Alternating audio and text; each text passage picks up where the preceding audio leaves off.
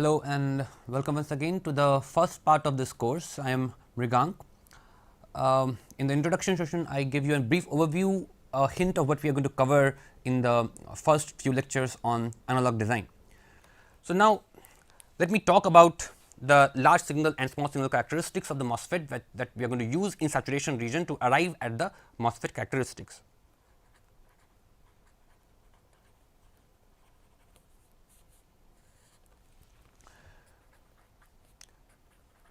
So, looking at the square law equation,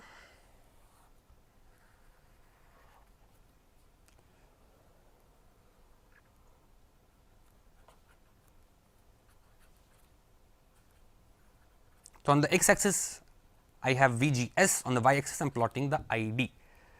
So, how do I obtain this plot? I can apply a DC voltage at the gate of the MOSFET, call it VG. I can apply a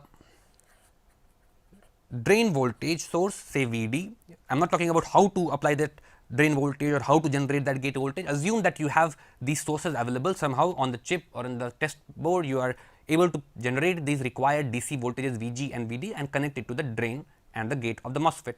Source is connected to the reference point. So, source is grounded, and now I gradually sweep my gate voltage starting from the minimum value close to 0, going on increasing the gate voltage till I reach VT. The current will be very small, it will not be 0, mind it, because we are having sub threshold operation, and there we know that there is an exponential dependency of current on the voltage. So, in this region, of course, current is very small. For practical purposes, if we are operating the device in saturation region, we can ignore the current in this region and call it that the MOSFET is off in this region, you do not have significant current flow. Once we hit Vg equal to Vt, beyond that point we observe a steep increase in current following the square law dependency, and by sweeping the Vg from minimum all the way to a large value, we can obtain this plot. Now, how does this link to the small signal parameter of the MOSFET? So, when we talk about small signal parameter, we are talking about processing very minute, very weak signals with the help of these MOSFETs, exploiting the device characteristics, exploiting these characteristics curves of the MOSFET. So, first thing is we need to have the DC operating point, desired DC operating point of these devices known. So, what does that mean? That means that on this ID VD VGS curve, we are going to have a desired VG, we are going to have a particular choice of VGS, call it VGS naught, corresponding to which we are going to get a particular ID naught. So, this is defining my DC bias point of the circuit. I have chosen a certain VGS naught and the ID naught, and at this point I am going to operate my MOSFET. So, this is the operating point of the MOSFET. Now, on the top of this operating point, which is determined by the DC voltage, I can apply some small signal which is input to my circuit for amplification or processing using the physical characteristics of this MOSFET. So, I can apply a signal delta V, I can increase my gate voltage by a small amount or decrease by a small amount, which is my small signal. I can call it delta V or rather delta VGS, or in terms of small signal we can just write it as small VGS. That is a small signal change that we are imposing on the top of this circuit. So, basically I am applying a small signal in series with this gate terminal and then trying to observe what is happening to the current characteristics. So, this curve tells us that if you are increasing the gate voltage by a little bit, my drain current will go up, reduce it, the drain current goes down. So, I get a commensurate delta ID on both sides, increase and decrease by delta ID, and we can denote this MOSFET as a 3-port device. So, we can treat this as a black box. So, you have these 3 terminals that are available to you, the gate, the drain and the source. We are keeping the source at the reference point, that is grounded. We are applying some signal between the gate and source, that becomes our applied signal Vg. On the top of this constant Vg, we are applying some small Vg going up and down, and corresponding to that we expect the current in the output branch ID, we expect some small change in the current in the ID branch, that is your delta ID. So, the net current of course is going to be ID plus minus delta ID. So, when I am applying Vg plus minus delta Vg, I get a corresponding ID plus minus delta ID flowing into the drain current. So, by changing the voltage across the first two terminals, I am getting a change in current flowing across the third terminal, and therefore, there is a transconductance term, transconductance operation going on. Applying a small signal voltage between gate and source, we change the current flowing between the third terminal and the device. So, we can define this three port model in terms of transconductance. So, we can draw the three ports. We have the gate, we can call it, we can just use the small signal that is applied on the top of this DC. So, we can forget about the DC V capital G, we can forget about V capital D, and look at only the small quantity small Vg and the resulting small ID, that is resulting in our small signal operation. So, in that case we are just going to apply some small Vg over here, setting the DC to 0, and we are going to look into the drain terminal. Once again, in this particular example, if I only consider the small signal, the Vd is constant. So, the drain voltage is a DC, it is not having any small signal. So, from the point of view of small signal, I set it to 0. So, I say this is an AC ground, this is an AC ground, because in the corresponding circuit over here we have set the drain to a DC voltage or Vd, and as a result of the applied Vg, effectively the Vgs, because the source terminal is also grounded, we are getting a transconductance term, we are getting a small change in the current flowing from drain to source, and we can denote this as a constant term Gm times the small signal Vgs. And this small change in current, which is your small ID or delta ID, can be obtained from this transfer characteristics, from this curve ID Vgs curve of the MOSFET. So, if we look at this curve and say that if you are changing the Vg by delta Vg, what is the change in delta ID obtained? So, that can be written as Vg times the slope of this curve, right. So, Gm can be defined as delta ID upon delta Vg, or in terms of small signal ID by small signal Vg. So, what is the small change in the drain current we will obtain when we are changing the gate voltage by small amount? That is the transconductance term, and the trans comes from the point that we are applying the signal between the first two ports and we are getting a change in current through the other port. So, if you have a conductance or a resistance, you apply voltage across the two terminals of the resistance and you get change in current across the same two terminals of the device. But here we are applying a small change in voltage across the first two terminals of the device, and the current through the other terminal is changing. So, there is a trans term coming into picture, and the slope of this curve at a particular DC point that we have chosen for our circuit operation defines the transconductance of our MOSFET.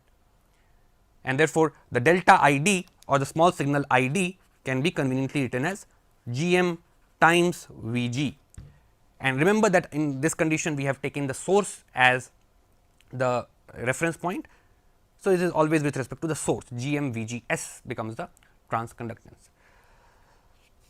Now, in order to arrive at the expression for Gm and look at how it depends upon the device characteristics that we have in our hand, we can try to derive the expression and relate it to the device parameters. So, here once again looking at the saturation region characteristics, because that is what we are going to use most of the time.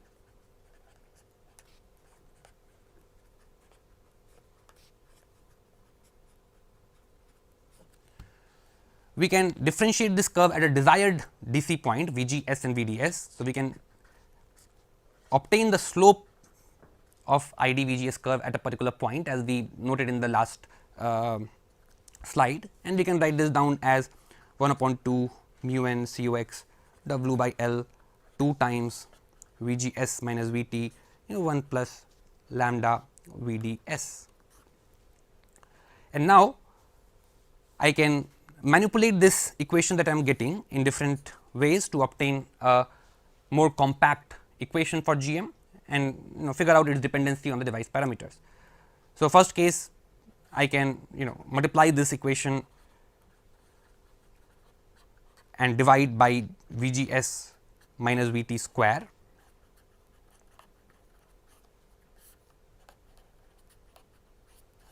So, I am multiply the numerator as well as denominator by VGS minus VT. Also, I can multiply and divide by 2. So, if I look at the first term, so within this blue box, the term that I am having is same as the DC bias current that we started with, that is the ID. And the second term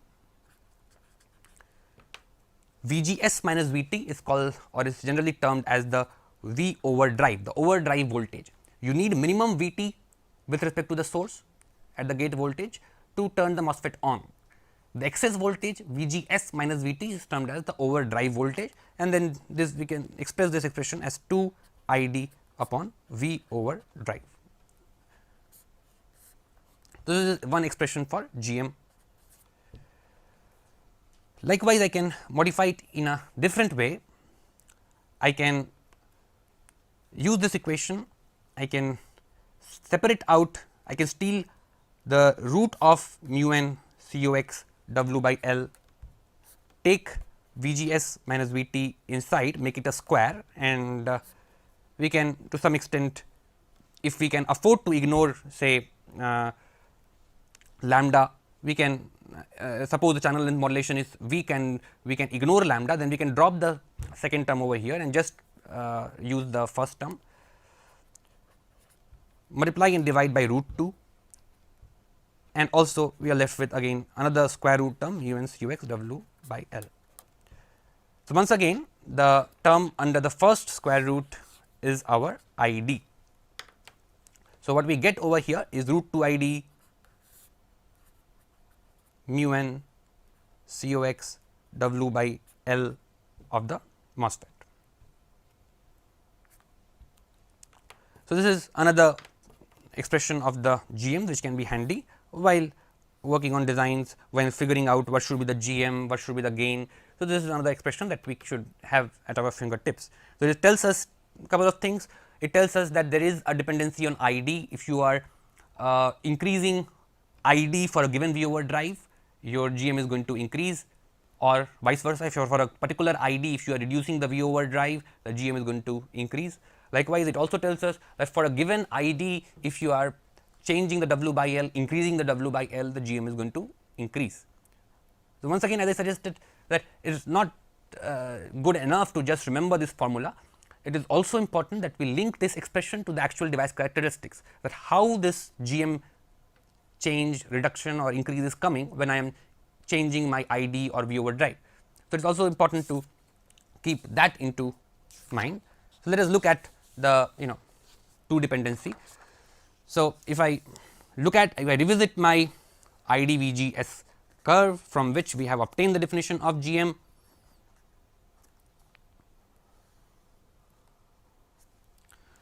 so if I am at a particular VG, so call it VG naught, source is grounded. So, as we said, the slope of this curve at this particular point is going to give me the GM. The slope of this curve is the GM. So, as per this equation, if I am say increasing the W by L, so this curve is for 1 upon 2 mu n Cox W by L 1 n times Vg naught minus Vt square. And if I choose to increase the W by L, as I said, W by L is a design parameter available to the IC designer. I can tweak my W by L, I can change it, increase or decrease it to meet certain specs of the circuit. So, how does this curve change? So, definitely if I double my W by L. So, for a particular Vg naught, my curve is going to go up, right. Vt remains same, but the curve goes up.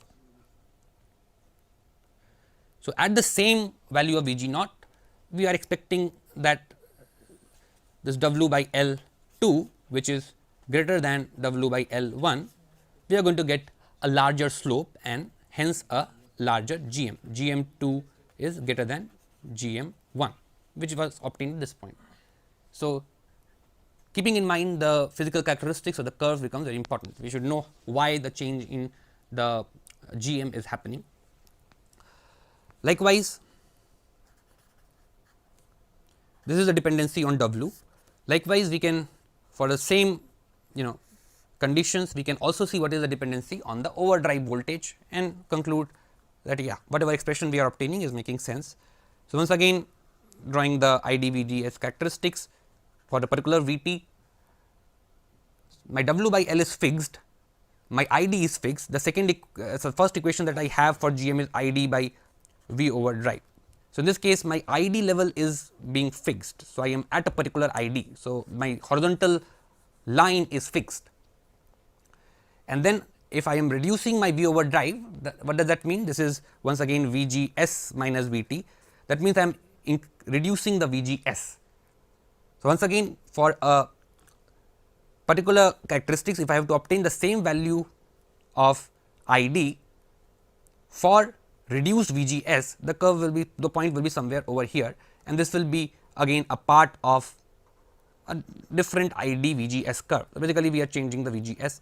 So, once again we can clearly see that Gm 2 is going to be greater than Gm 1, and clearly the V overdrive 2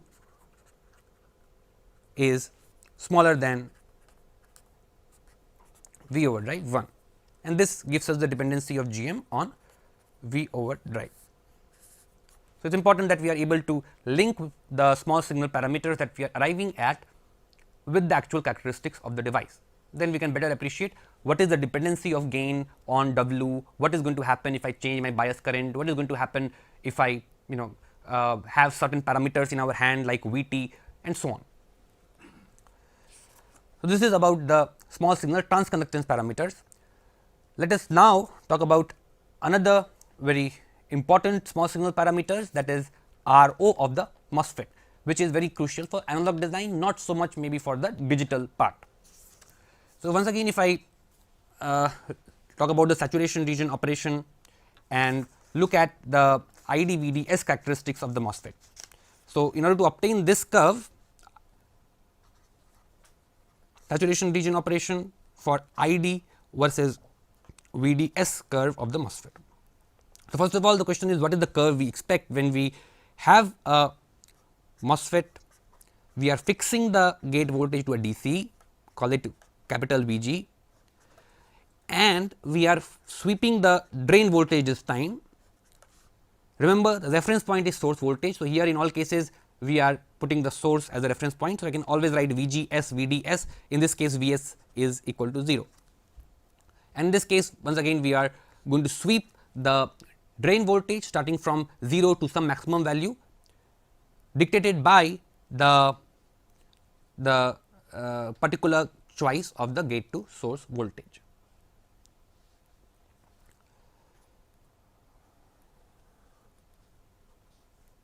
So, what is the curve we expect? The well known IDVDS characteristics. So, we have already seen what happens in the triode region. So, when we start with a very small Vgs, we say that the MOSFET is in triode region, and in that case the equation that is governed is the linear dependency on Vgs and Vds, and we will see what is the phenomena that leads to saturation. And ideally in the saturation term means that the current should saturate, it should become almost constant, and the MOSFET should behave like an ideal current source, it becomes completely constant, it does not, should not have any effect because of changing VDS once it enters into saturation region.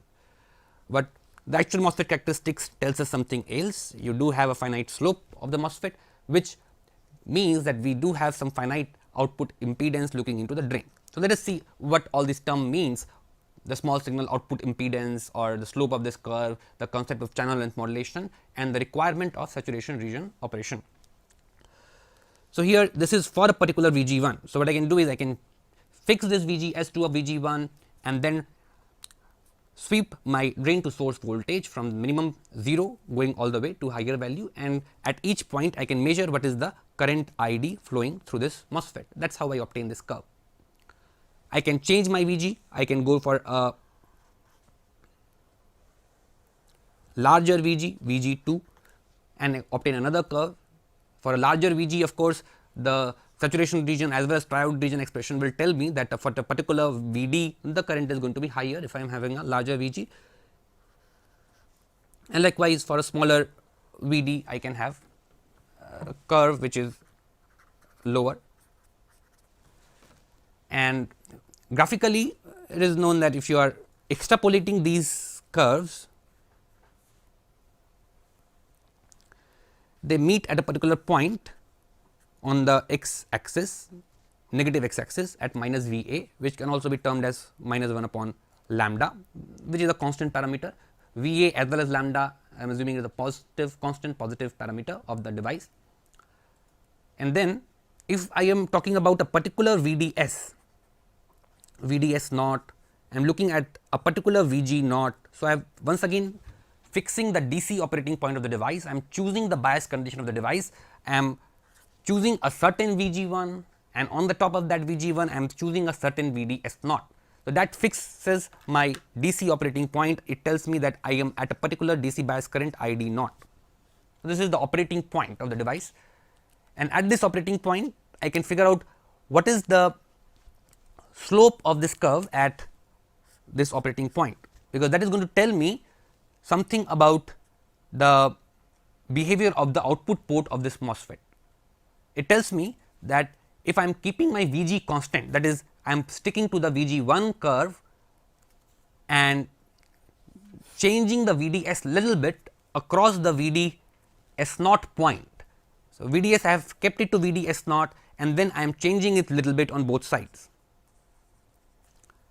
delta VDS, or you can call it small signal VDS on both sides, plus minus delta. So, I am increasing and decreasing VDS by some mechanism, maybe just by tuning this knob over here artificially.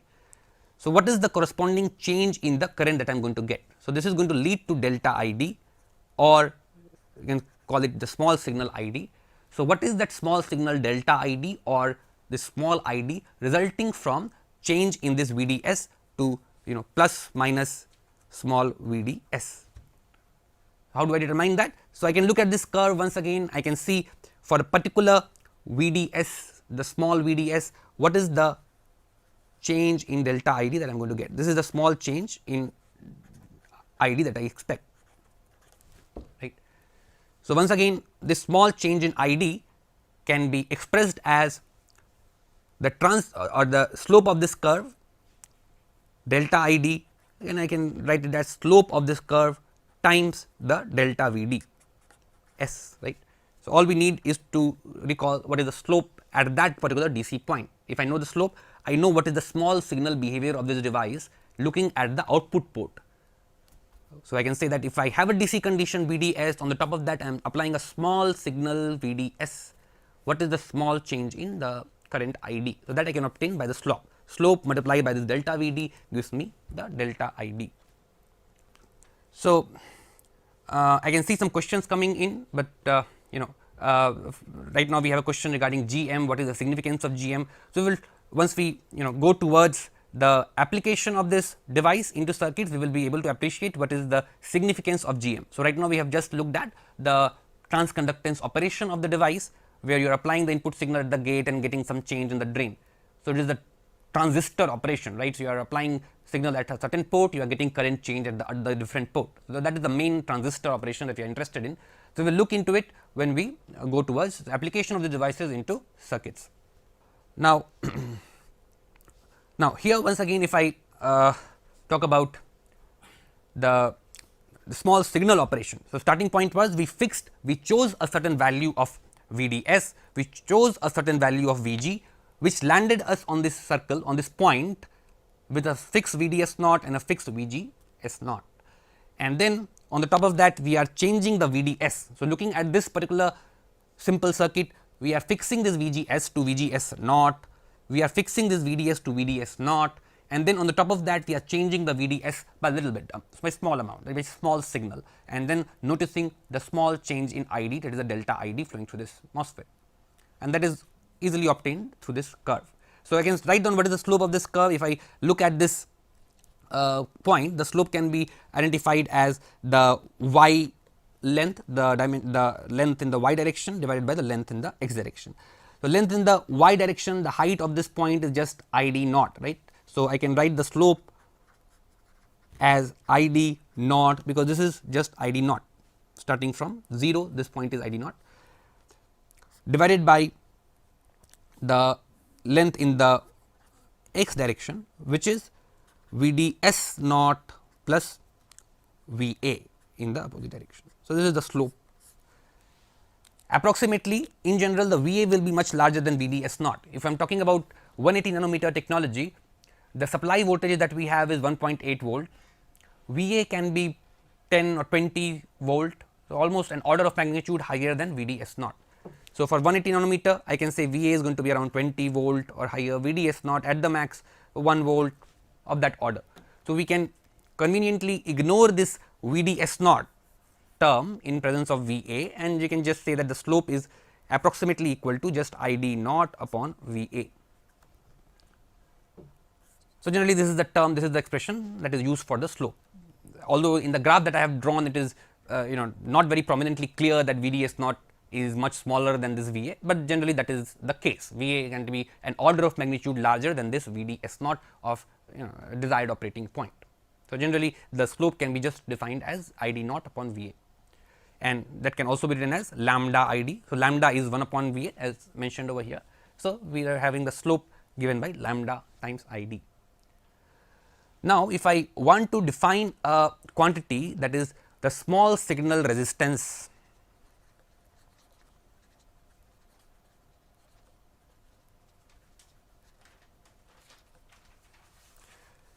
seen into the drain terminal, looking into the drain terminal, what is the small signal resistance. So, what do we mean by looking into the drain terminal? So, remember once again treating this MOSFET as the 3-port device, a black box where you have only 3 terminals visible to you, the gate, the source and the drain. You are treating the source as the reference point, you grounded it. The gate voltage is fixed at a particular VGS naught, and then on the third terminal VDS, which we can treat it as the output terminal, where we are trying to test the device, that we are changing the DC voltage over here VDS naught to a small value plus minus delta VDS, what is the change in the current. So, that gives us the quantity small signal resistance. So, for any 2-port circuit, any 2-port network or a model, the reference point may be ground, you have one port available, you want to see, irrespective of whatever is there in this box, we want to see what is the impedance looking into this terminal of the box. So, I am calling this drain, this is the box, and I am calling this the drain terminal which is available to me. Other ports are fixed at some point, I do not care, the gate voltage is fixed at some point, I do not care. I am just looking at the available port, the drain, and trying to see what is the impedance, what is the small change in current that I am going to get flowing into this source if I change my voltage at this node by small Vg. So, once again it is very important to distinguish this small Vg from capital Vg. So, this capital Vd, sorry Vd. So, this capital VDS is providing me the DC point, just like on this x axis we have the DC point, corresponding to that we have a DC current ID naught. And if you are talking about the drain terminal, here we are trying to change this drain voltage a little bit up and down by amount Vd, and what we are trying to do is we are trying to measure the small change in current flowing into the drain terminal. So, we are only looking at the small signal, I am forgetting about the DC condition, I am forgetting about this ID naught, I am just concerned about this small ID which is flowing into the drain terminal, the small change in current. So, this change in current becomes my small signal, I forget about the DC value, bias point. So, what is the change in current, the small ID which is going to result from changing in the drain voltage by small amount Vd. So, this Vd upon ID is going to give me the small signal output resistance.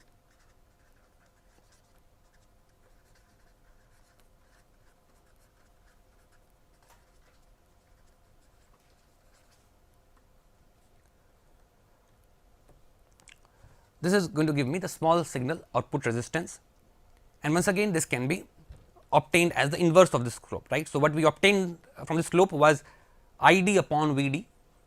So, if I have to talk about V d upon I d, it is just the slope inverse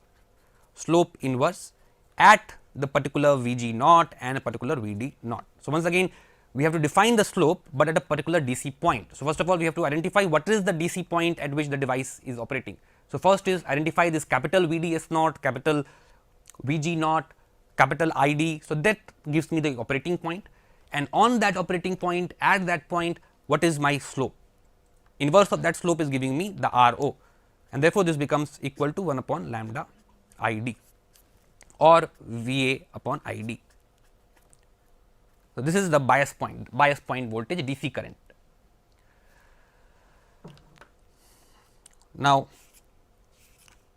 before we try to combine these two parameters G m and R o to arrive at the combined small signal parameter of the MOSFET, let us briefly talk about the channel length modulation. Although many of you might be already aware of it, quite thorough with it, but once again people working in digital domain, they hardly worry about lambda, they hardly worry about R o. So, in those cases it is good to have a brief recap of this mechanism, underlying mechanism behind R o or the channel length modulation and the resulting slope. Let us revisit that very quickly.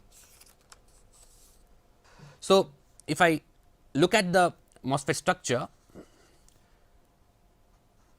recap of channel length modulation.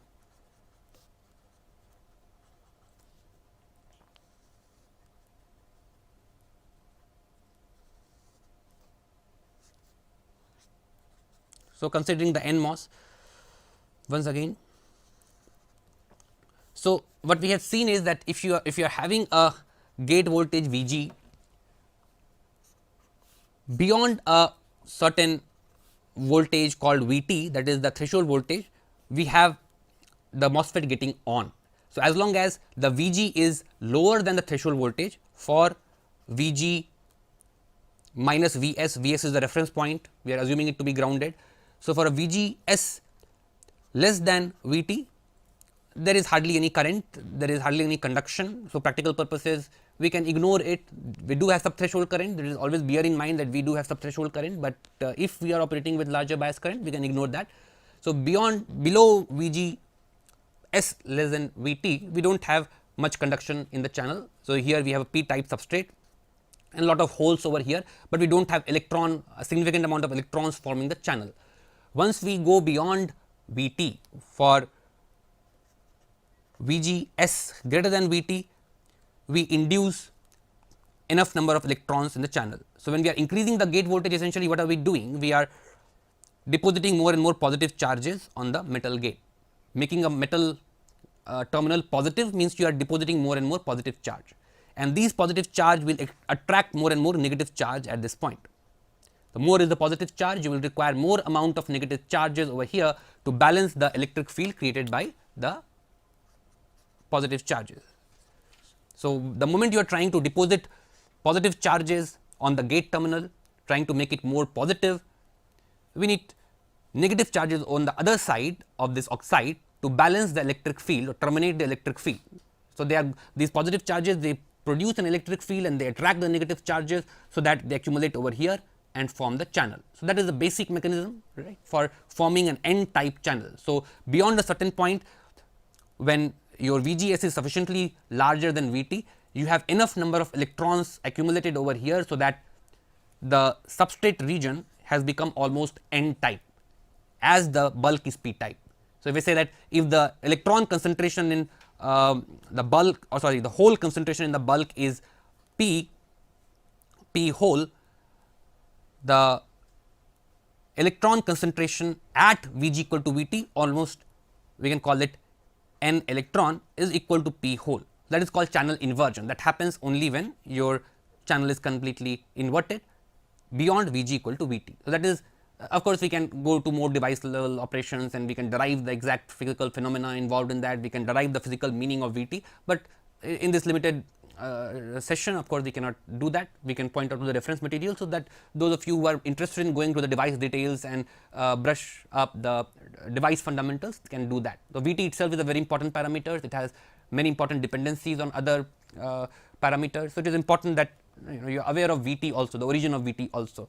So, I would definitely recommend getting into the basic device concepts and be aware of this concept of channel inversion, that how the p type substrate is getting inverted, how you are putting more and more positive charges on the gate, and that is attracting more and more electrons on the surface and creating an n type channel connecting the two n plus regions. So, once this happens, we say that the channel has been formed.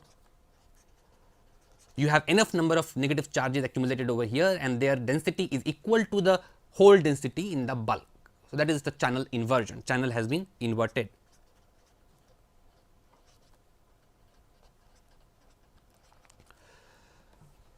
Now, as we said, the channel inversion depends upon the relative difference of the voltage between the gate and the silicon. The gate is metal, in between you have oxide, and then you have the channel, which is once again silicon. So, metal, oxide and silicon, it is forming a capacitor.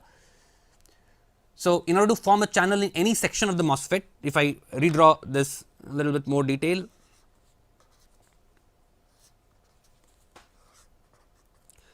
if I have to talk about any particular location, suppose the source is at a ground voltage and this is oxide,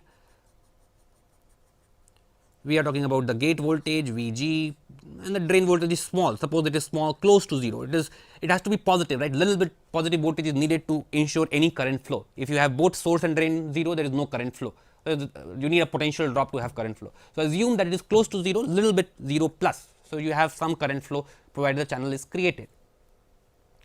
Now, Vg is greater than Vt. So, under that condition, as I said, we are going to have a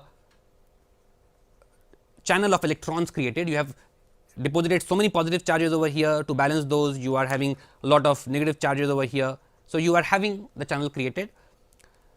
At any point in the channel, the effective density of these electrons at a particular location y, suppose I call this my reference point 0, and at a particular location y in the channel, I am looking at the electron density at this point, that is going to depend on the difference between the gate potential and the channel potential. So, there is going to depend upon the difference between the Vg at this point and the channel potential V channel at y, right. V channel means the channel potential at the y. Vg is all throughout constant, right. This is the metal gate, metal does not have significant potential drop. So, all throughout Vg is constant, right. So, this is entire region Vg, but in the channel you have a relatively higher resistance. So, you have a potential drop across the channel starting from the source going all the way to drain. So, the potential is dropping across the channel, this is a higher resistance material silicon, and therefore, V channel y is not constant, V channel is dropping from a positive potential on Vd side going down all the way to 0 at the drain side. So, V channel y is a variable. As a result, at a particular slice, if I take out the slice of the MOSFET and try to see what is the effective potential between this capacitor of metal, oxide and silicon at this point, that is going to be Vg minus V channel y, that is what we have written over here. And in order to invert the channel, V channel, this effective voltage must be greater than Vt. So, in order to have the channel at the source side, we said that Vg should be greater than Vt, because on the source side the effective potential between the gate and the channel was just Vg. This is close to 0, because this is adjacent to the source which is having 0 potential. So, at this point we just have the overall potential between the gate and channel as Vg, but at a particular location Vy, it is reduced to Vg minus V channel, and therefore, in order to have the channel continuous at the location Vy, we must have Vg minus V channel greater than Vt. Now, if you go on increasing Vd and make it more and more positive and reach a condition such that Vd has reached say Vg minus Vt. So, under that condition, just adjacent to the channel, just adjacent to the drain terminal, if I look at the V channel, at drain the Vy or V channel y, let me V channel y is approximately equal to Vd, which is Vg minus Vt, and therefore, effective voltage drop across MOS, that is the metal oxide in semiconductor, it is reduced to just Vt, because this is going to be Vg minus Vt. If we go beyond that, if Vd increases beyond this, then definitely the effective voltage is reduced below Vt, and once again you are going to lose the channel at that point. So, we say that under that condition the channel has been pinched off, you do not have an effective electron density on the drain side. So, at this side the channel has been pinched off, the electron density over here has been reduced to 0, but definitely on the source side you still have the strong channel created. So, this is basically now creating a depletion region, and what happens if we go on increasing the drain voltage further. So, if my Vd is going beyond Vg minus Vt, so for some point in the channel, so some y in the channel, we will have V channel y equal to Vg minus Vt. So, at some location in the channel, we will have a condition where V channel is equal to Vg minus Vt. So, if I just continue from here, so if I am going for larger and larger Vd, so we expect that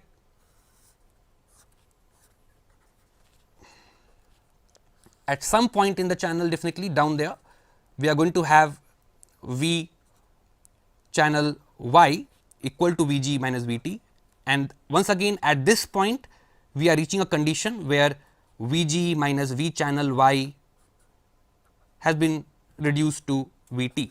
So, the pinch off point moves further. So, this entire region is depleted of electrons, you do not have enough electron in this region, we say that this is depleted, and therefore, the effective, we call this delta L, the effective channel length across which the length the channel is formed is now reduced to L minus delta L. Now, it can be shown if we try to derive this equation from the very basics. All we need to do in order to capture this effect of reducing L is to modify the channel length, the effective channel length appearing in the MOSFET to L minus delta L, because what happens is that you are having a depletion region beyond this point. So, in this region you are having a lot of positive charges. So, a lot of negative fixed charges over here in the p type region, and you have a lot of negative charges in the n plus region. So, here in this depletion region, just like in the depletion region of the diode, here we have a depletion region and we are going to have a strong electric field in this region. So, whatever electrons are able to reach till this point, they are easily sucked in. So, in order to write down the overall equations for the current, I can just modify my equations and replace the L by an effective channel length, as if my channel length has been reduced to L minus delta L, and imagine that my channel ends over here, and then whatever current I get, that same current is going to exit out of this channel. That is not going to change because current cannot change.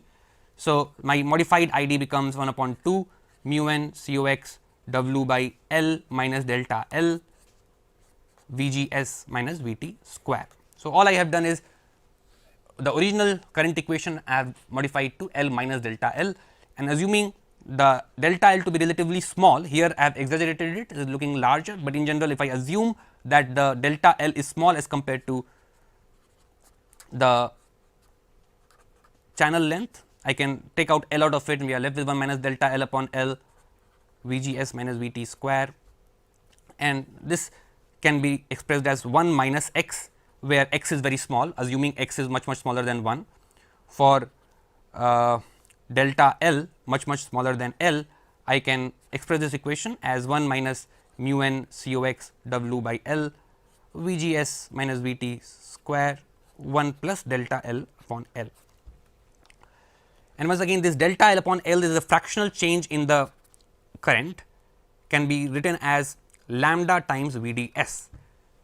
That is once again coming from the device characteristics proportional to Vds. If you are increasing the Vds, making the drain voltage more and more positive, the delta L increases, the pinch off point shifts further, and as a result the current is supposed to increase slightly, and the proportionality constant is once again coming from that slope of ID VDS characteristics.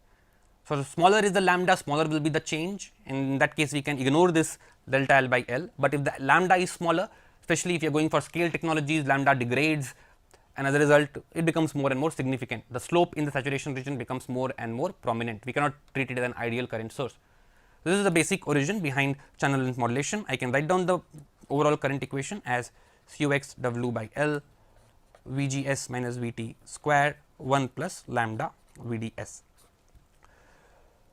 So, once again remember that here we have taken certain approximations rather than deriving it from the basics and arriving at the final equation because of lack of time. We have just said that the key point to remember is your effective channel length is getting reduced. The length over which you are calculating the current flow, it is just L to L minus 0 to L minus delta L, and we are assuming that the drain is shifted to this point, because after this there is no significant electron concentration.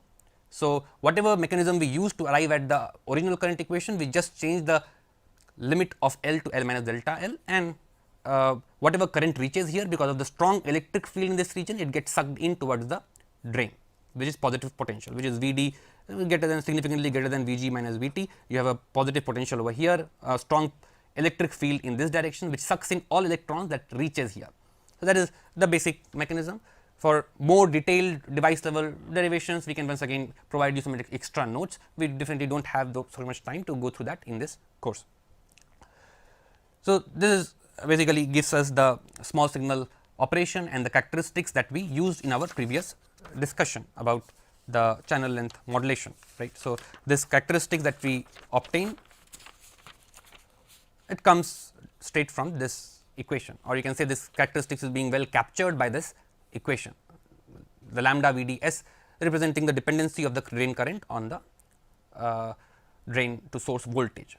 So, a good MOSFET, an ideal MOSFET will be such that lambda is close to 0. So, that the curve is almost flat. So, that the channel length modulation is almost negligible, delta L is much small as compared to L. That is an ideal MOSFET, because what do we need for a good transistor? The good transistor is such that the current is being controlled only by the voltage between gate and source. That is a good transistor, because we want transistor operation. The voltage across the two ports should control the current flowing across the third port. The voltage across the third port should not control the current. That is a good transistor. So, for an analog operation, for good amplification, we need good RO, a very small slope, a very small channel length modulation. So, that the delta L upon L is very small. That gives us a better device suitable for analog amplification, as we will see in the continuation of this lecture. So, this is talking about the two small signal parameters GM and RO.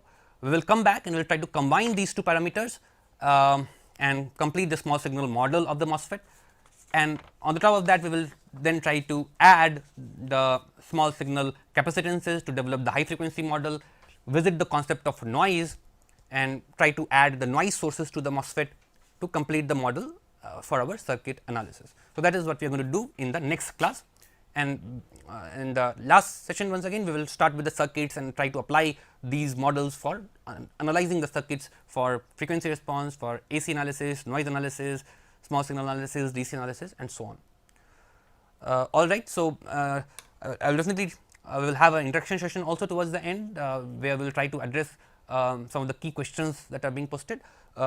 So, I will so there is a time for the break right now. We will meet once again after the break, maybe after an hour or so at around 1:45 p.m. Thanks a lot.